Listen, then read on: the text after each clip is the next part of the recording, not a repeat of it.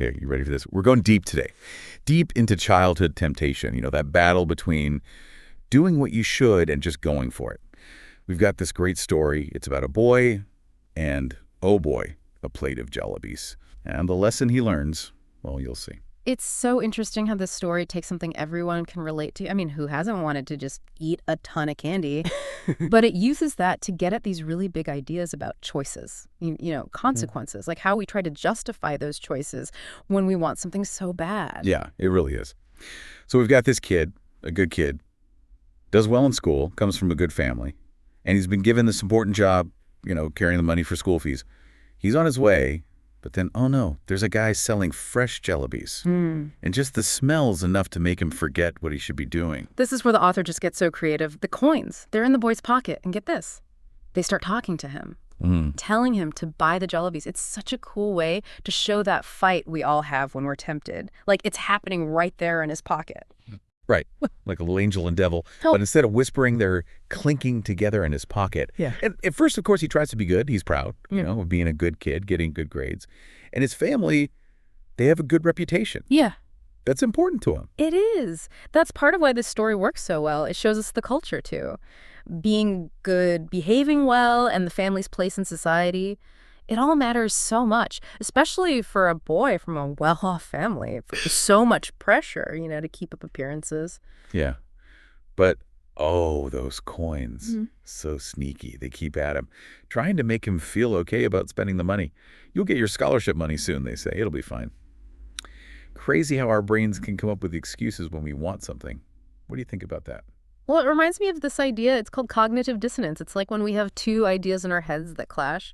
In this case, he knows he should be responsible, but he really wants those Jalebis. So he makes up reasons just to make himself feel better about giving in. We're really good at fooling ourselves sometimes. So true. And for our boy, the Levies win. Yeah. He just gives in and ends up buying a whole mountain of those sweet syrupy things. It's interesting, though. Even though he's really indulging himself, there's this generosity that comes out he shares with the other kids, which is so different from how careful he was at first. Makes you think maybe there's a link between giving in and then wanting to share, almost like trying to get rid of the guilt. Now, that's a good point. Like he's trying to buy forgiveness or something along with all those Jalebis.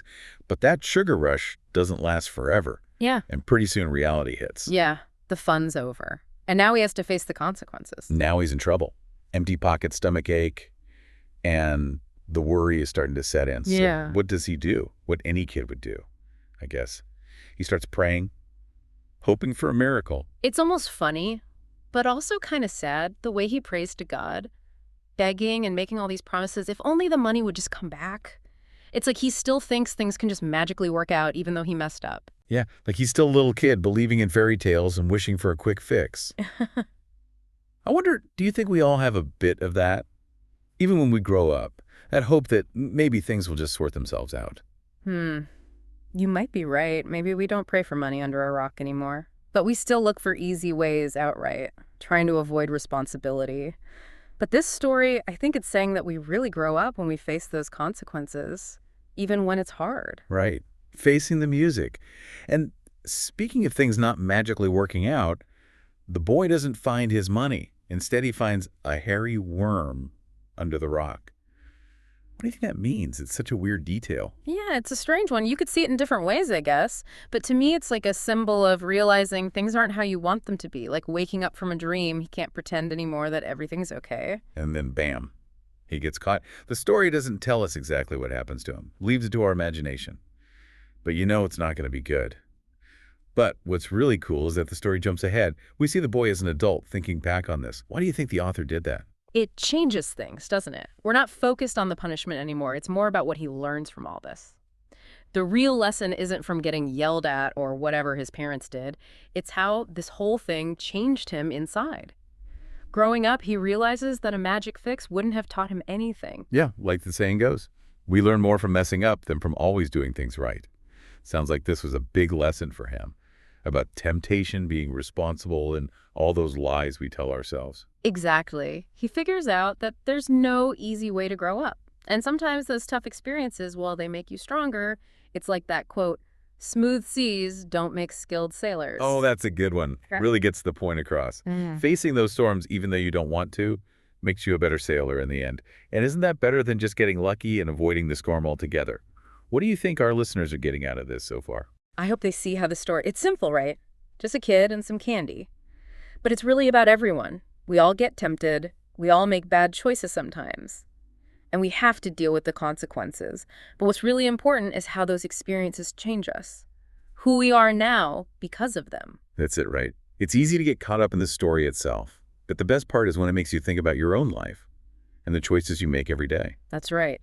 And even though the story is about a kid, what it talks about temptation and justifying things to ourselves, all that stuff, it's something we deal with no matter how old we are.